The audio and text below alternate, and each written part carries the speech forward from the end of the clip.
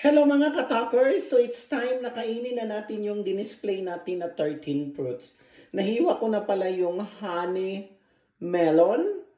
So ito na yon ang honey melon. Hindi natin na value. Tapos, ang ginagawa ko ngayon ay yung watermelon.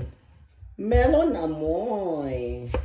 Amoy melon. May kwento daw dyan guys. May hapon daw.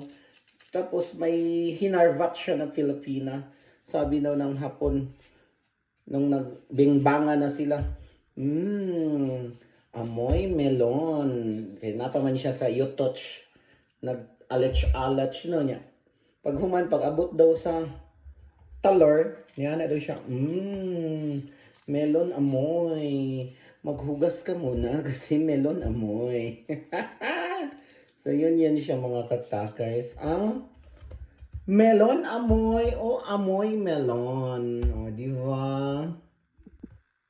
So, ito na yung last na slice, mga katakers.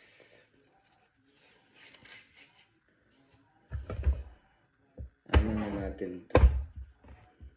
Tavet. Diyan sa tavet. Diyan sa tavet. Ay, masyadong malaki. So, yan na mga katakers, ang ating honey melon at saka ang ating watermelon. Dali na, mga unat ha mga katakers. Magpakaunat ha. Lami kayo siya fresh. Ayan. Bon appetit!